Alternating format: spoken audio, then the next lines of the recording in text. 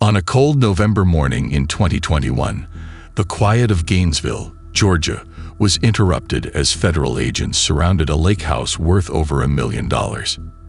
There were no sirens, no shouting, and no chaos.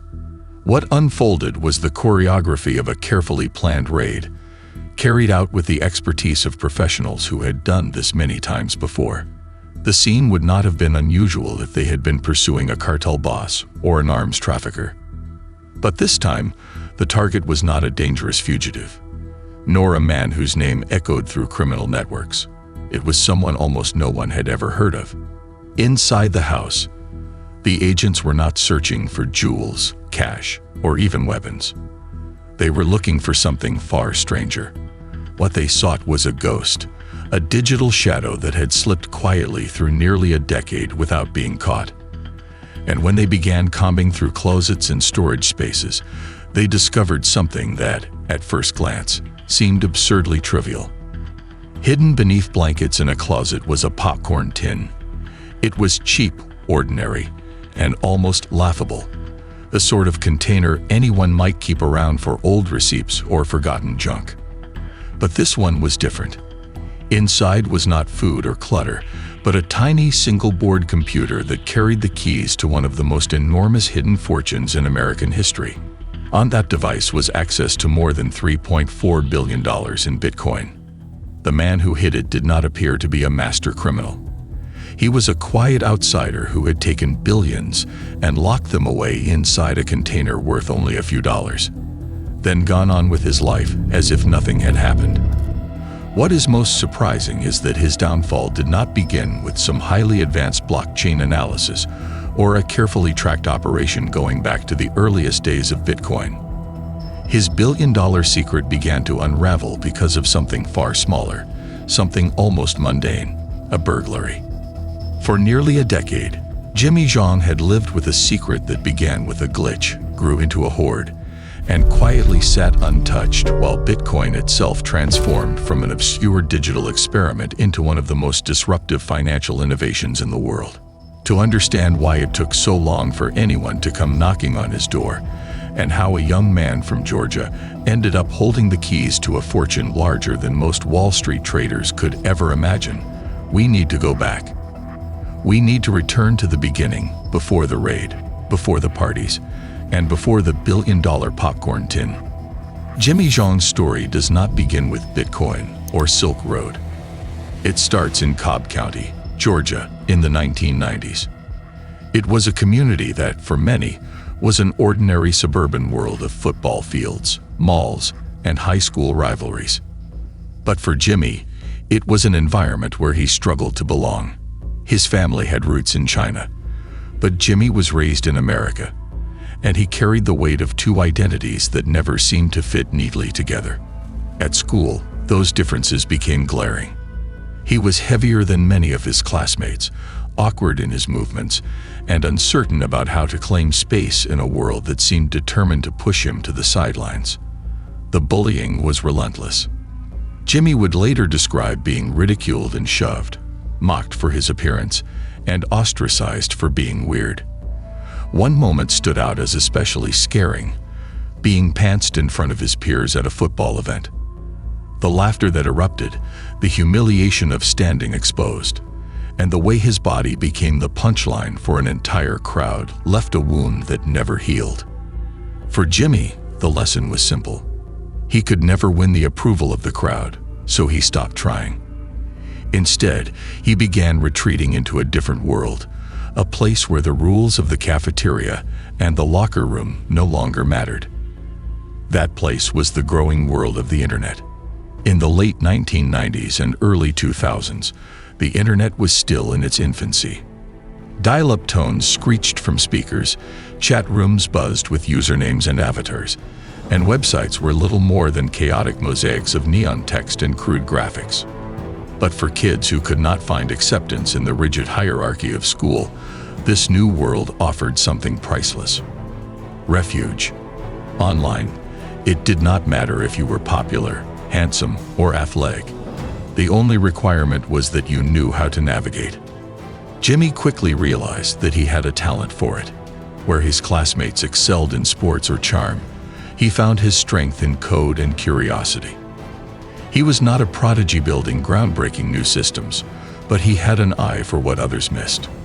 Bugs in a program, shortcuts in a process, little cracks in the walls of digital systems, the things that most people overlooked, Jimmy noticed immediately.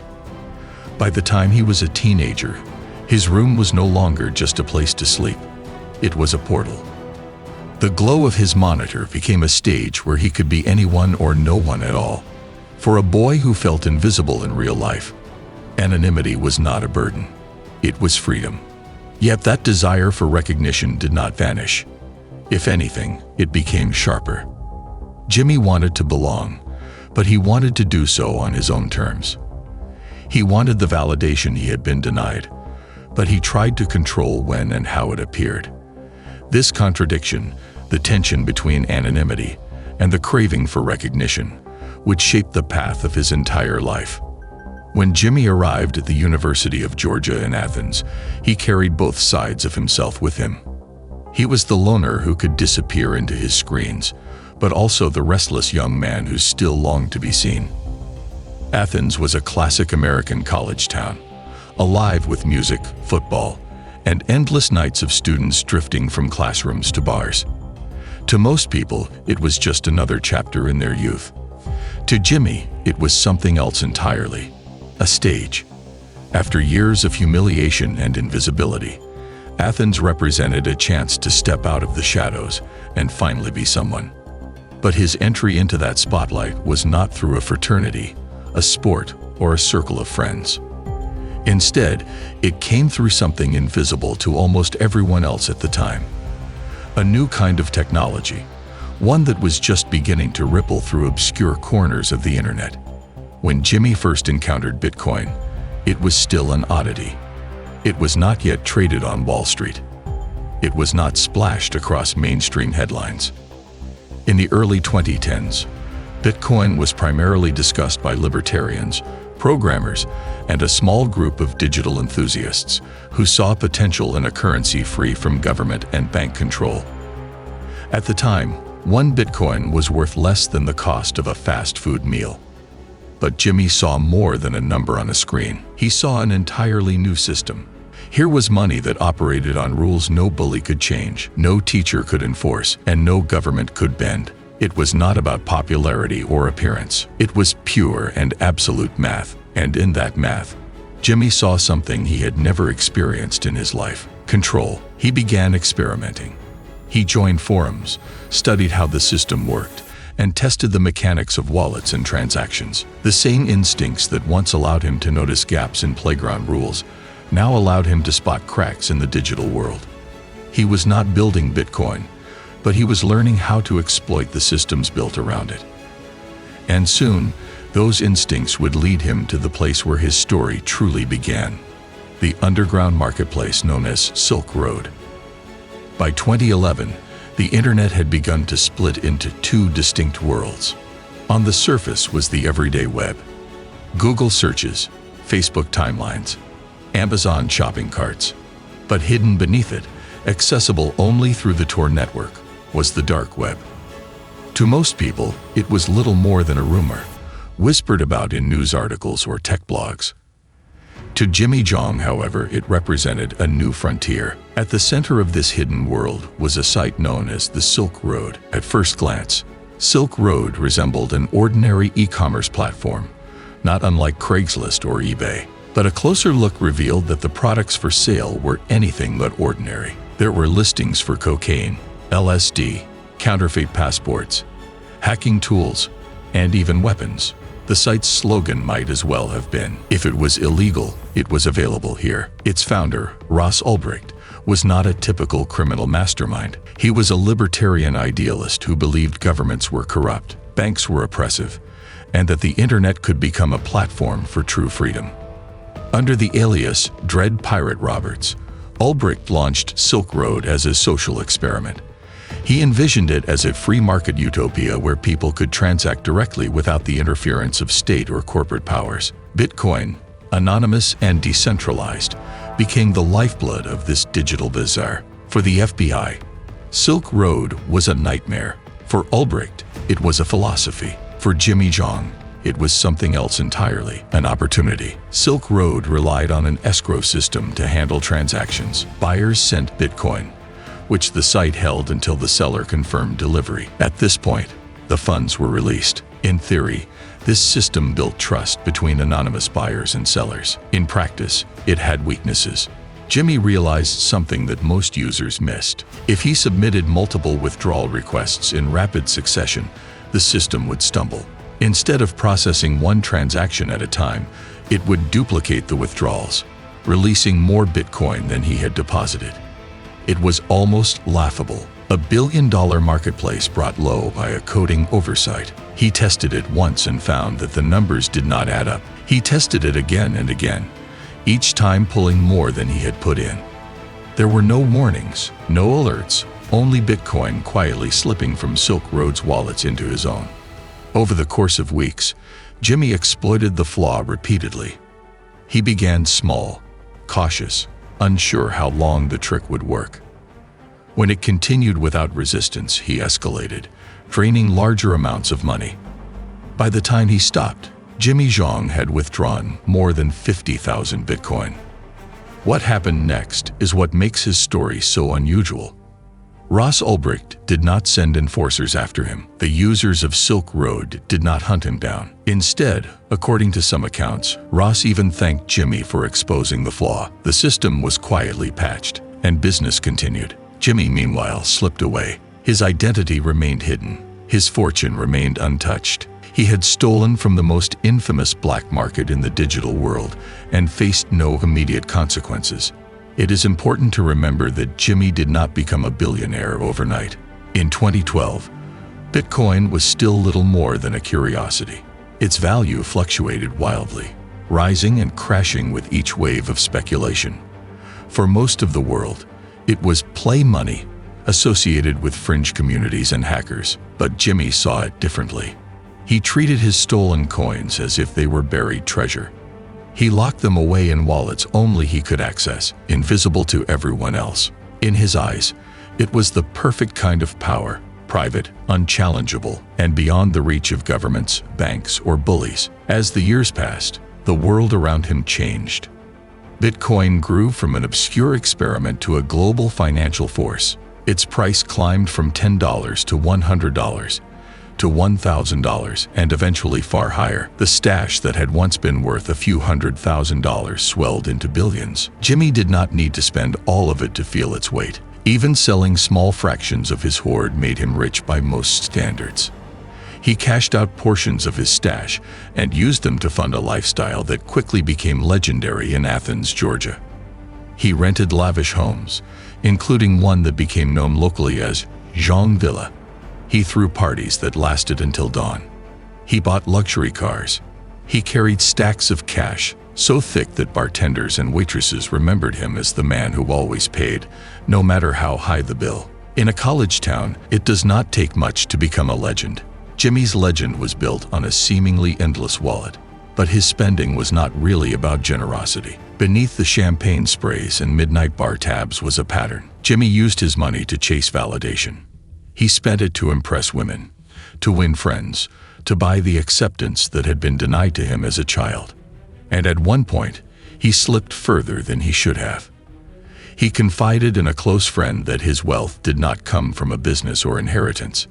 He revealed that he had Bitcoin, not just a little, but an astonishing amount. He even talked about investing together, as if he could transform his secret into a business empire. For a man who had built his life on secrecy, it was reckless. But for Jimmy, the hunger for recognition was stronger than the instinct to hide. For nearly 10 years, no one came for him. Governments were seizing Bitcoin linked to Silk Road, celebrating their victories with press releases and court cases. Ross Ulbricht himself was caught and sentenced to life in prison.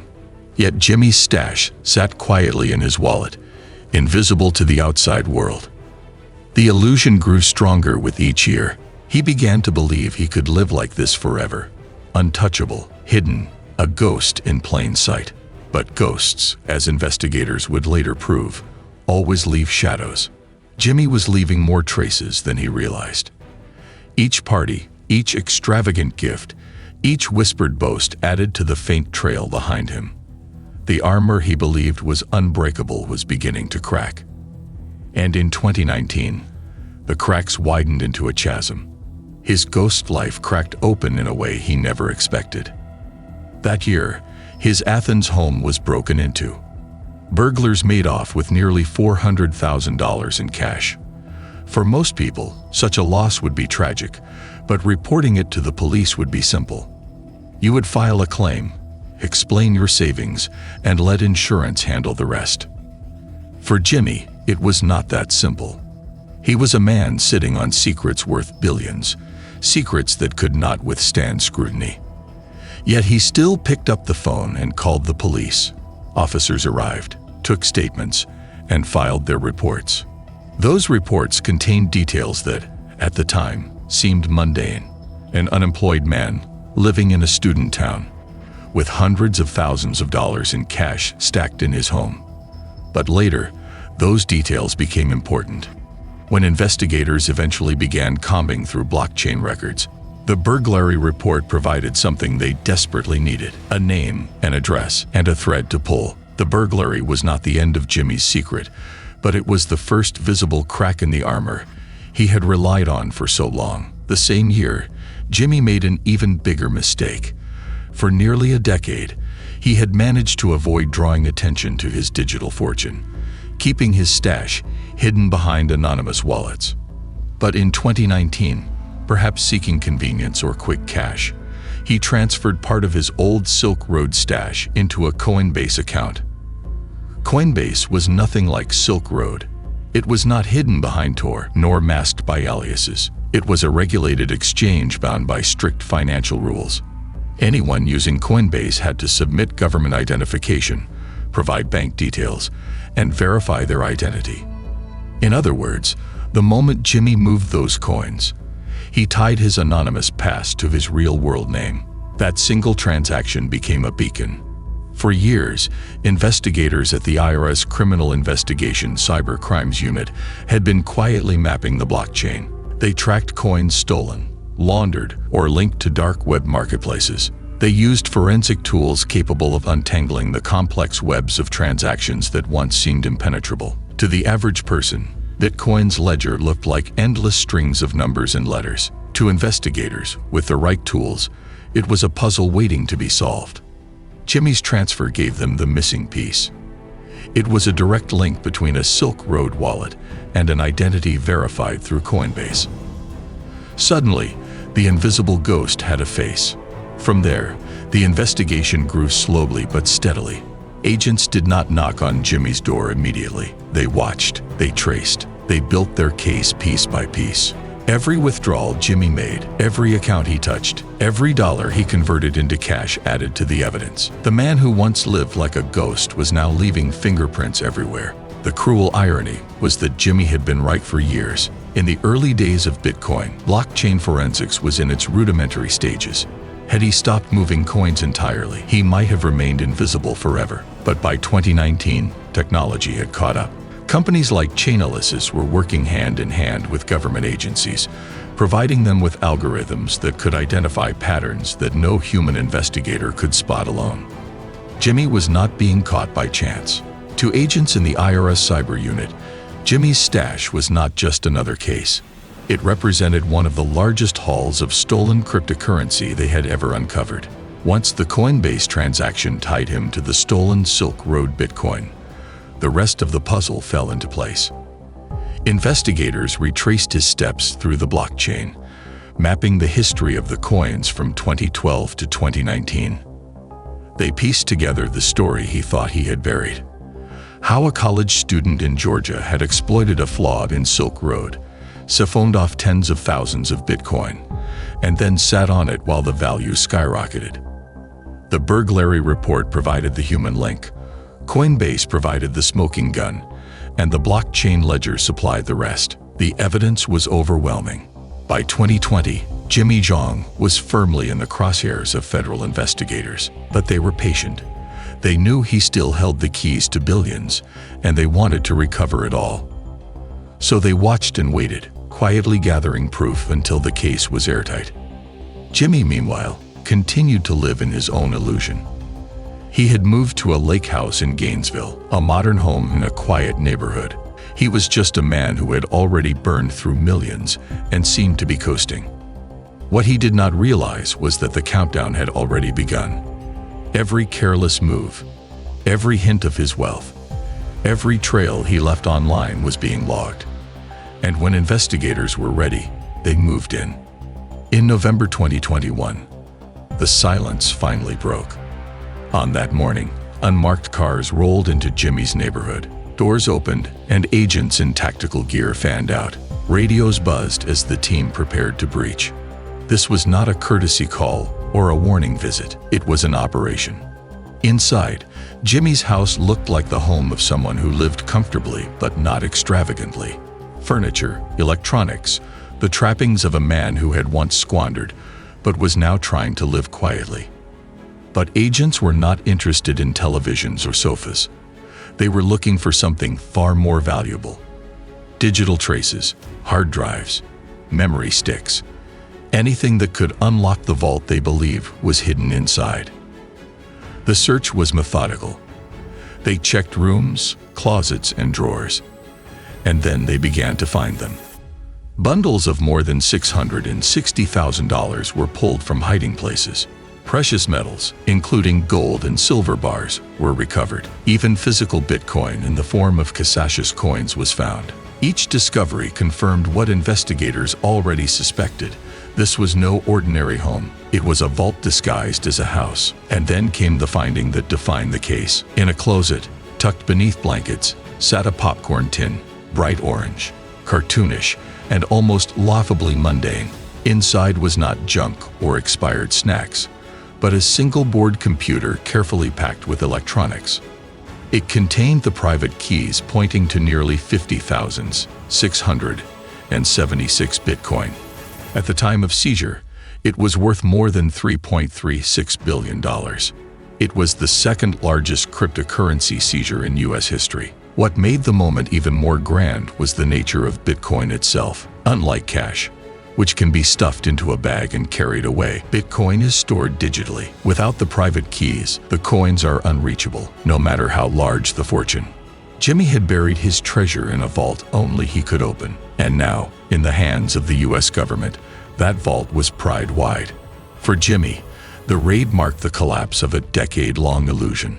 The reckless lifestyle, the belief in his own invisibility, and the idea that he had outsmarted both criminals and governments came to an end the moment agents lifted the popcorn tin from his closet. After the raid, Jimmy Zhong's story left the shadows of the dark web and entered the harsh glare of the courtroom. In November 2022, he pleaded guilty to wire fraud.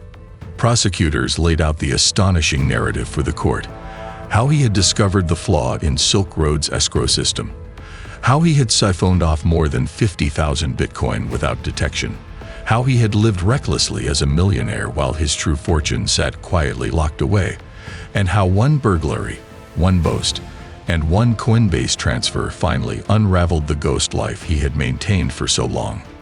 The scale stunned everyone who heard it. $3.36 billion in Bitcoin. At the time, it was the second largest cryptocurrency seizure in U.S. history. Few individuals, even among the most notorious criminals, had ever controlled such an immense amount of wealth. But then came the part no one expected. For all the billions involved, Jimmy Zhong was not treated as a hardened criminal mastermind. Prosecutors described him not as a cartel leader or a dangerous hacker, but as an awkward outsider who had stumbled into fortune and buried it in the most ordinary of places, a popcorn tin. In April 2023, Jimmy Zhong was sentenced for a crime that had involved billions. His punishment was astonishingly light: just 1 year and 1 day in federal prison. Observers were shocked. The scale of the theft dwarfed almost any other crime in the history of digital finance. And yet, Jimmy's sentence was lighter than those handed down for far more minor offenses. Why so little? The answer lay in his cooperation. Once caught, Jimmy did not fight. He did not deny, resist, or try to mount an elaborate defense. He handed over the keys, helped investigators recover the billions, and accepted responsibility for his actions. For the government, his cooperation was worth more than another long prison sentence. For Jimmy, it meant that a decade of hiding ended not with a lifetime behind bars, but with a relatively short term. It was as if the game had ended, and Jimmy accepted that the ghost had finally been seen. Even after sentencing, the questions did not go away. Why had Jimmy left the hoard untouched for so long? Why not cash it out, build companies, vanish into another country, or at least live fully as a billionaire, rather than a reckless millionaire? Some argued that it was paranoia, that he feared moving large amounts would draw attention. Others suggested he lacked the knowledge to launder sums on that scale, and perhaps the most haunting explanation was the simplest. Jimmy preferred the idea of the secret more than the fortune itself. For a boy who grew up humiliated, mocked, and invisible, the knowledge that he possessed something beyond anyone else's comprehension may have felt like the ultimate victory. It was revenge against the world that had laughed at him, even if that revenge could never be openly displayed. But that secret also trapped him. He lived in a paradox, flaunting just enough wealth to feel powerful, yet not enough to reveal the true extent of what he possessed. Spending millions to impress, while billions sat untouched in digital vaults. Craving validation, while needing invisibility. It was a contradiction that could not last. In the end, the symbol of Jimmy Zhong's empire was not a skyscraper, a company, or a fleet of cars. It was a popcorn tin. That cheap, cartoonish container carried within it one of the world's most enormous hidden fortunes. When federal agents lifted it from his closet, they were not just carrying evidence of a crime. They were also holding a piece of history. They were carrying proof of the absurd fragility of digital wealth. Billions reduced to a few lines of code stored on a single board computer. Power compressed into a container worth a couple of dollars. The image was almost surreal. One of the largest fortunes in history locked away in a piece of packaging that most people would throw away without a second thought. Jimmy Zhong's downfall was not only the story of one man's mistakes. It was also the story of how the world had changed around him. For years, Bitcoin carried a myth that it was untouchable, making someone invisible forever. It powered Silk Road. It funded empires of fraud. And it seduced dreamers with the promise of freedom from governments and banks. Jimmy's case showed the opposite. Bitcoin hides names, but it does not hide numbers. Every coin moves along a transparent chain, an open ledger that records history with mathematical precision. Whether that history began in 2011 on Silk Road or ended in 2019 on Coinbase, the record remains. Blockchain forensics, once a distant dream, has become a powerful tool. Firms like Chainalysis worked hand in hand with governments, untangling webs of transactions that criminals believed were unbreakable. The same math that had once made Bitcoin appealing became the math that exposed those who thought they were invisible. Jimmy's case also revealed something else: the sheer size of the U.S. government's Bitcoin holdings. Billions of dollars in cryptocurrency have been seized from hackers, fraudsters, and dark web marketplaces. At times, the government has quietly become one of the largest holders of Bitcoin globally. It raised uncomfortable questions. What happens to these fortunes once seized? Who benefits when billions are transferred from criminals to government wallets? Do they stabilize markets, enrich the state, or simply sit frozen as trophies of invisible battles? Jimmy Zhong once called himself unlucky, but in many ways he was fortunate. He exploited one of the most notorious online markets in history and faced no immediate retaliation. He survived Bitcoin's rise while holding one of the largest stashes in existence. He wasted millions, yet billions remained. And when the reckoning came, his sentence was lighter than almost anyone expected. But the legacy of his story extends beyond the numbers. It is about more than a popcorn tin or a raid. It is about what happens when the myth of invisibility collides with the reality of technology. Jimmy thought he had outsmarted everyone, hiding billions in plain sight. But in the end, even ghosts leave shadows. The blockchain does not forget. Every footprint remains, etched in digital stone. For Jimmy, the end came in Gainesville. For the next ghost, it is only a matter of time. If you found this story compelling, don't forget to like and subscribe. More untold stories are coming soon.